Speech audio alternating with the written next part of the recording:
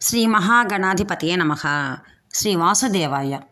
శ్రీమద్ రామాయణము అరణ్యకాండ 39వ సర్గ. మారీచుడు దండకారణ్యమునందు శ్రీరాముని బాణముల తీవ్రతను రుచి చూసిన తన మరి యొక్క పూర్వానుభవమును వివరించుచో సీతాపహరణము తగదు అని రావణుని హెచ్చరించుట. ఓ రావణ, నాటి యుద్ధమున శ్రీరాముని అనుగ్రహముచే ఎట్టకేలకు సురక్షితుడనై ప్రాణములతో బయటపడి ఇట్లుంటిని. ఇప్పుడు కూడా జరిగిన మరి యొక్క వృత్తాంతమును గురించి తెలిపెదను, సావధానముగా వినుము. శ్రీరాముని వలన ఈ విధముగా ప్రాణాపాయ స్థితికి లోనైనను నేను ఆయన ఎడ విరోధ భావమును మాత్రం విడలేదు. ఒకనాడు మృగరూపమును దాల్చిన 2 రాక్షసులతో కూడి నేను దండకారణ్యమున ప్రవేశించితిని. నేను మాంసమును భక్షించుడి ఒక మహాక్రూర మృగరూపమును ధరించి అడవి యందు తిరుగాడసాగితిని. అప్పుడు నిప్పులు రక్కుచున్న నాలుకతో దృఢమైన శరీరముతో వాడిన కూరలతో మహాబలశాలినై ఉంటిని. ఆ విధముగా మిగుల భయంకర రూపమున నేను అగ్నిశాలల యందును పవిత్ర జలాశయ తీరముల యందును దివ్య వృక్షముల నీడల యందును తపమరచుచుండి మునీశ్వరులను హింసించుచో సంచరించుచుంటిని.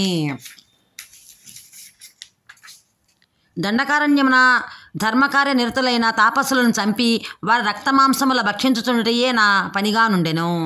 అట్లు క్రూడునై ఋషుల మాంసములను తినుచో రక్తములను త్రాగుచో మదించిన వాడనై ధర్మ విరుద్ధముగా ప్రవర్తింపసాగితిని. నేను అట్లు తిరుగుచో ధర్మాత్ముడై మునివేషములో ఉన్న శ్రీరాముని మహానుభావురాలైన సీతాదేవిని అసహాయ సూర్యుడిని లక్ష్మణుని సమీపించితిని. సమస్త ప్రాణరహితమును కోరుడువాడును తాపస వృత్తిని అనుసరించి ఆహార నియమములను పాటించువాడును వనవాసి ఒక శ్రీరాముడు మిగులు బలశాలి అని ఎరింగియు ఇతడు తాపస వృత్తిలో ఉన్నాడు కదా, ఎవరిని హింసింపడు కదా అని భావించి ఆయనను చులకన భావనతో చుచ్చితిని.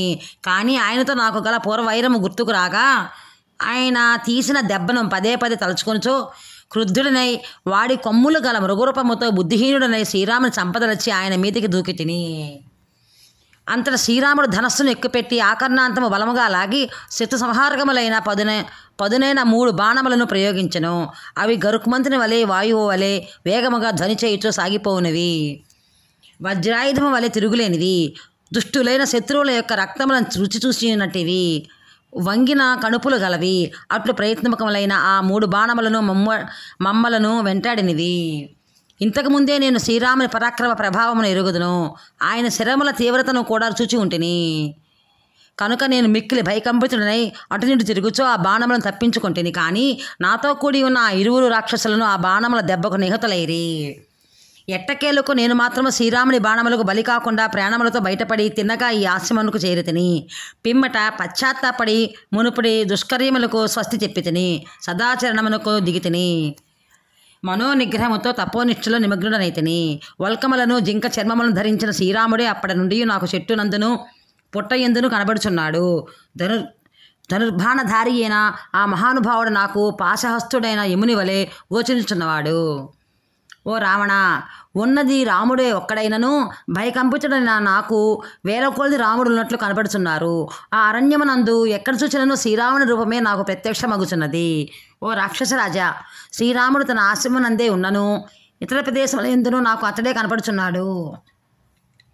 అంతేకాదు నిద్రలో స్వప్నమునందును ఆయనయే కనబడుచుండుటచే భయభ్రాంతుడనే కలవరపాటునకు లోనగుచున్నాను.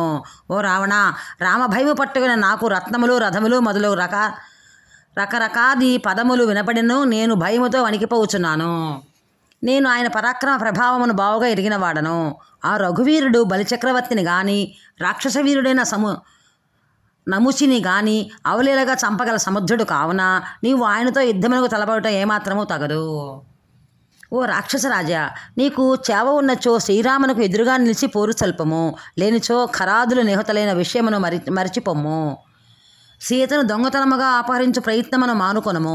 నీవు మరలా నన్ను చూడదలిచినచో, నీవు బ్రతికి ఉండదలిచినచో రాముని గుర్చిన ప్రస్థానయే చేయకము.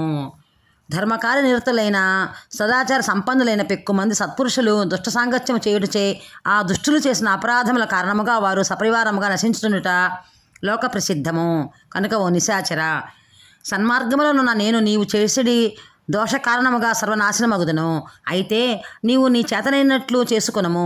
నేను మాత్రమే ఈ విషయమున నిన్ను అనుసరింపను. శ్రీరాముడు మహాపరాక్రమవంతుడు, మిగుల ప్రజ్ఞాశాలి. ఆయన బలము నిరుపమానమైనది. కనుక నీవు సీతాపహరణ మార్చినచో అతడు నీ రాక్షసులందరినీ సంహరింపక మానడు, తప్పక సంహరించును. జనస్థానమున నీ ప్రతినిధిగానున్న ఖరుడు శూర్పణఖ కారణముగా అనవసరముగా రామునిపై కయ్యమునకు కాలు దువ్వి సర్వసముద్రుడైన రాముని చేతిలో హతుడయ్యను. ఇందులో నిజముగా శ్రీరాముని దోషమేమో తెలుపుము. నీ క్షేమమును నీ బంధువుల హితమును కోరి నేను ఇంతగా చెప్పుచుంటిని. అయినను నీవు నా మాటలను పెడచెవిన పెట్టినచో యుద్ధరంగమున రివ్వున దూసుకొని వచ్చు శ్రీరాముని బాణముల ధాటికి నీవు బంధుమిత్ర పరివారములతో కూడా నిహితుడగుదువు. వాల్మీకి మహర్షి విరచితమే ఆది కావ్యమైన శ్రీమద్ రామాయణ మందుల అరణ్యకాండ నందు 39వ సర్గ సంపూర్ణము. జై శ్రీరామ్. దయచేసి రామాయణం నేను చదివినది మీకు నచ్చితే లైక్ చేయండి, సబ్స్క్రైబ్ చేయండి. ధన్యవాదములు.